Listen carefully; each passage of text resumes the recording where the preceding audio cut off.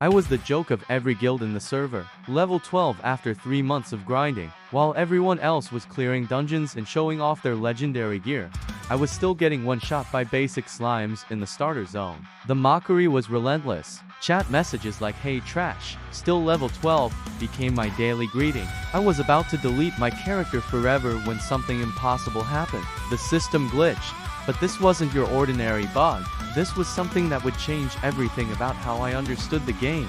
Something that would make those same players who laughed at me beg for my secrets. Something that would turn me from the server's biggest loser into its most feared legend. It started on a Tuesday night. I was alone in Moonfall Forest, doing the same pathetic goblin quest I'd attempted 17 times before. My health was at 30%, my mana depleted, and my last healing potion had just run out. The goblin warrior was charging at me with his rusty sword raised high. I closed my eyes, waiting for another humiliating death. That's when I heard it, a sound I'd never heard before in 3 months of playing, a deep, resonant chime that seemed to come from inside my skull rather than my headphones. My screen flashed with text I'd never seen before. Shadow protocol activated. Emergency override initiated. Calculating optimal survival parameters. The goblin's sword passed right through me. I stood there, completely transparent, watching as the confused mob swung wildly at empty air. But that wasn't the strangest part. The strangest part was what happened next.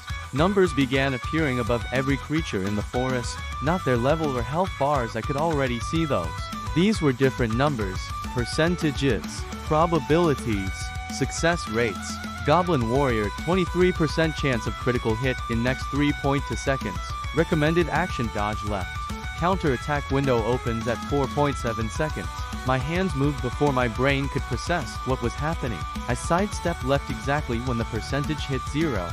The goblin stumbled past me, exposing his back for exactly the window the numbers had predicted. My basic sword strike landed with a satisfying crunch, dealing damage that should have been impossible for my level. The goblin died in one hit. I stared at my screen in disbelief. My level 12 character had just one shot at a level 25 elite mob. The experience bar filled completely, then filled again, then again. In 30 seconds, I'd gained more XP than I had in the previous month combined. But the system wasn't done with me yet. New text appeared analyzing player potential. Compatibility rating 97.3%. Full integration commencing. My entire interface began to change. New windows opened showing probability matrices I couldn't begin to understand. My character's stats started fluctuating wildly. Strength jumped from 45 to 127, then to 203, then to 445. Intelligence spiked from 23 to 189 to 347. I was evolving in real time. The forest around me became a living map of opportunities.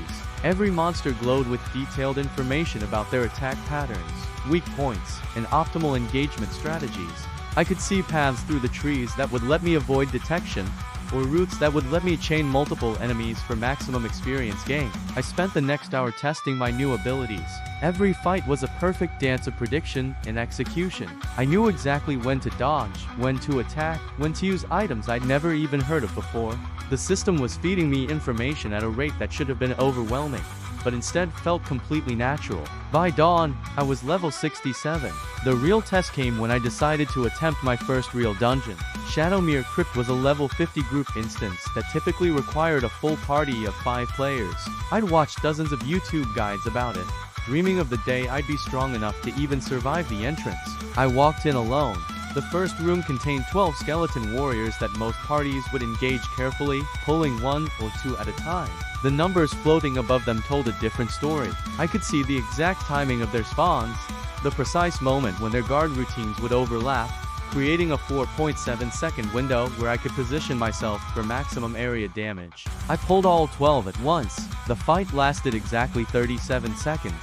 When the dust settled, I was standing in a room full of loot that would have made veteran players weep with envy. Rare weapons, legendary armor pieces, consumables worth thousands of gold. But more importantly, I'd gained 8 levels and unlocked abilities that weren't supposed to exist. The system had given me access to hidden skill trees, shadow manipulation, temporal distortion, probability alteration. These weren't just overpowered abilities, they were reality-bending cheats that turned the game into my personal playground. I could slow time during crucial moments, phase through attacks, and even manipulate random number generation to guarantee critical hits. I cleared the entire dungeon in 23 minutes.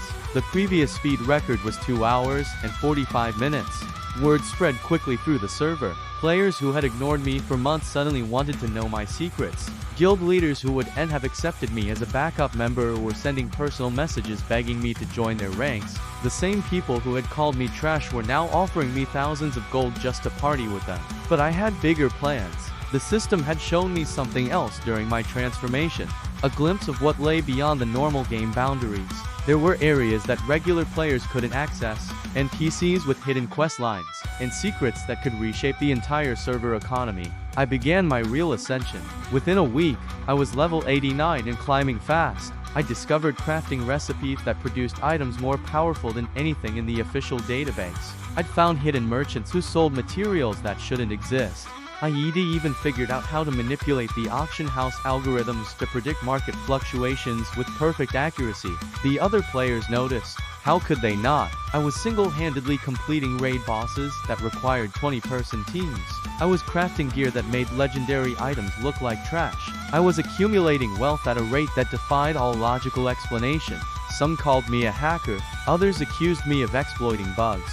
A few even reported me to the game masters, demanding investigations into my impossible progress. They had no idea how right they were. The system wasn't just giving me advantages, it was actively rewriting the game's code around me. Every time I encountered a limitation, new pathways opened. Every time I faced a challenge, additional tools appeared in my arsenal. I wasn't just playing the game anymore. I was becoming part of its fundamental architecture, and I was about to discover that this was all just the beginning. The real game was about to start.